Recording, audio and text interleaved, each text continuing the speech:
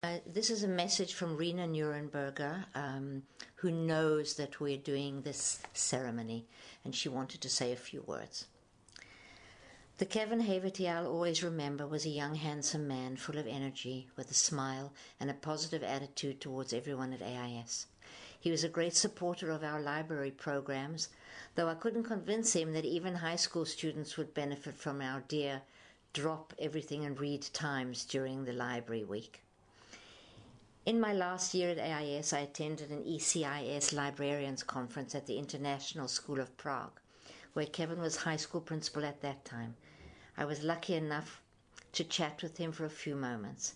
It happened to be in November when the parents and faculty were holding a gift bazaar, and I bought a pair of earrings from Laurie, which by coincidence I'm wearing as I write.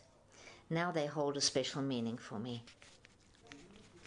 It is a fitting memorial to Kevin that a tree will bear his name on the AIS campus, a symbol of his dedication to education, which will grow and enhance the school as did his deeds. Rena Nuremberger.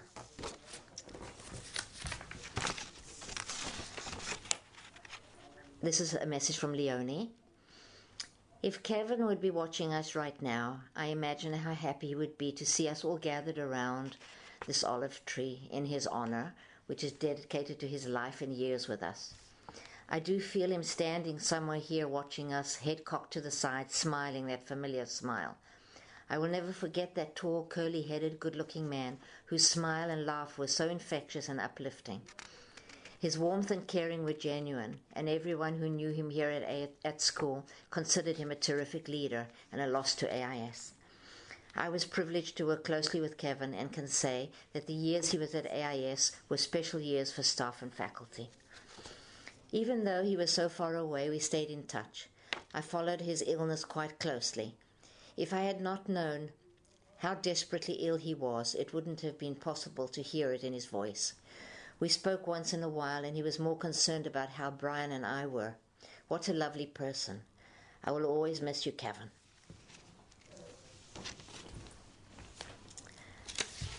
A little poem that I found, a little piece that I found. God looked around his garden and he found an empty place. And then he looked down upon the earth and he saw your tired face. He put his arms around you and lifted you to rest.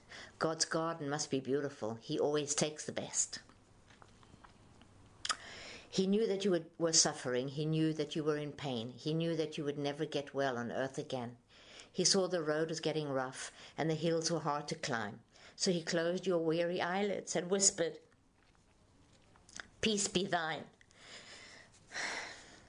It broke our hearts to lose you, but you didn't go alone, for part of us went with you the day God called you home. Anon. I'm going to read a message from Laurie. I spoke to her last night and she knew we were doing this dedication ceremony. I just want to thank everyone for attending the special memorial for Kevin today. He was a true hero and leader in our lives. He was a great dad and husband of 26 years. His dedication to education, to enjoying people and cultures during our 16 years overseas was ever present.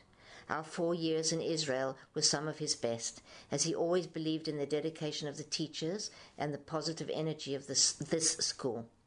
Kevin, Tarek, and I were very grateful to be part of your world for the time we spent there. Thank you for your kindness and generosity. We will never forget you, and we will never forget Kevin. Love and peace to you all. Laurie and Tarek. I will always remember Kevin Haverty. He had a power to inspire teachers and students, whether through his infectious smile and good humor, sincere understanding of situations and people, or his intellect that helped us to reach higher than we thought we could. Sometimes he became my accomplice in the educational process. When I taught about the McCarthy period, I would remain outside the classroom while he would appear in the front of the room and say, "Mrs. Chill is not here today." Then he would begin to impersonate a House Un-American Activities investigator, asking questions about Mrs. Chill's acquaintances, favorite books, slant on the Russian Revolution, and teaching about communism. Some students caught on, and others didn't, at least not right away. The lesson was learned as we explored the meaning of character assassination and guilt by association. Kevin was a great actor. He supported his teachers and believed in his students. Kevin could make people feel good. His team never went to a tournament unless dressed in sports jackets and ties. He had standards, the old-fashioned kind. My favorite personal memory is this. I will always remember how Mr. Haverty invited the absolute entire WBIS school community assembled on February 16 for a hockey marathon ceremony in the old gym to sing Happy Birthday to Mrs. Chill. An unexpected surprise I have treasured ever since. Kevin, you made your mark on my life, our lives, our school. You're in my heart forever.